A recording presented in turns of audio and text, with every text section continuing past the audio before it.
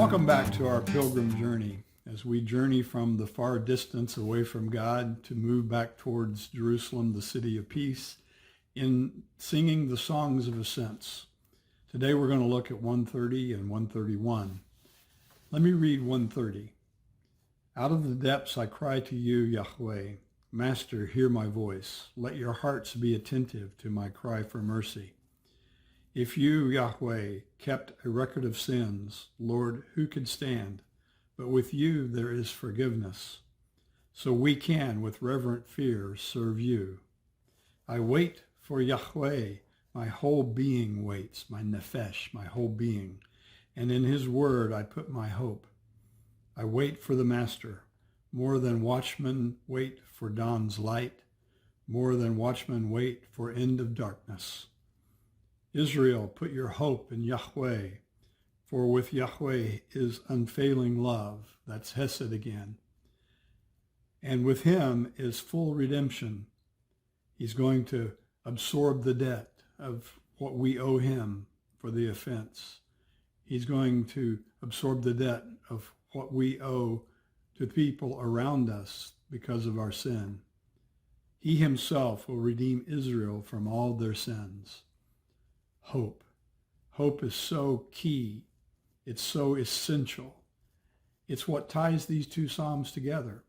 Because verse 7 in this psalm, put your hope in Yahweh, is repeated in 131. Let me read it. It's only 3 verses. My heart is not proud, Yahweh. My eyes are not haughty. I do not concern myself with great matters or things too wonderful for me. But I am calmed and quiet myself. I am like a weaned child with its mother. Like a weaned child, I am content. Israel, put your hope in the Lord, both now and forevermore. Hope is founded in humility. Hope is the understanding that we need something that we do not have in ourselves. We need something that is deeper than we can generate. Thornton Wilder, the screenwriter, the playwright, Pulitzer Prize winning novelist, said it this way: hope is a projection of the imagination, so is despair. Despair all too readily embraces the ills it foresees. Hope is an energy that arouses the mind to explore every possibility to combat them. In response to hope, the imagination is aroused to picture every possible issue, to try every door, to fit together even the most heterogeneous pieces in the puzzle. After the solution has been found, it is difficult to recall the steps taken.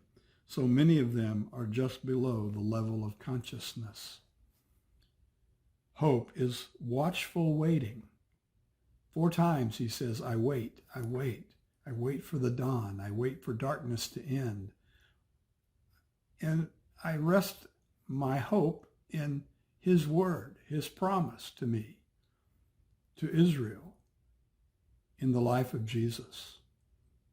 That's where my hope rests.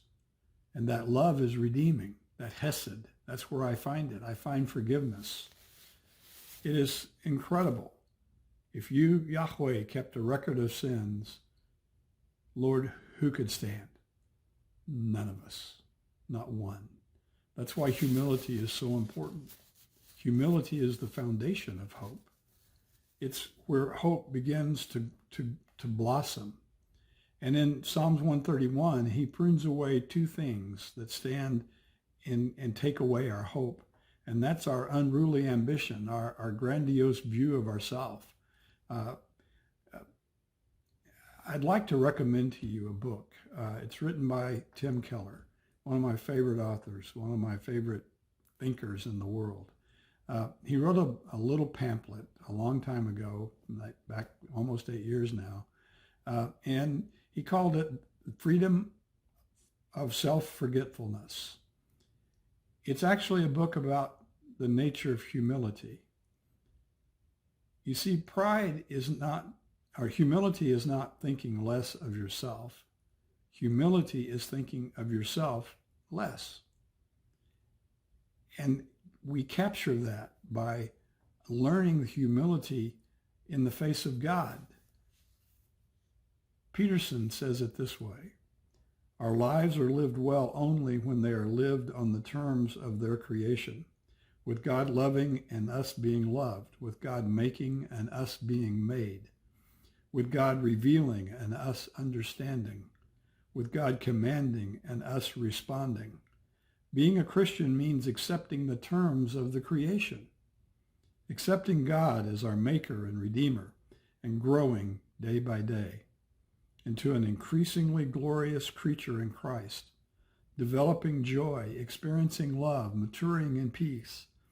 By the grace of Christ, we experience the marvel of being made in the image of God.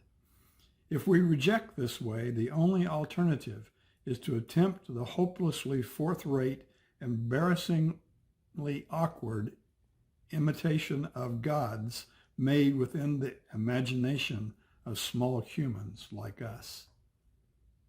Humility. Humility and hope are strong tools for our journey into his presence.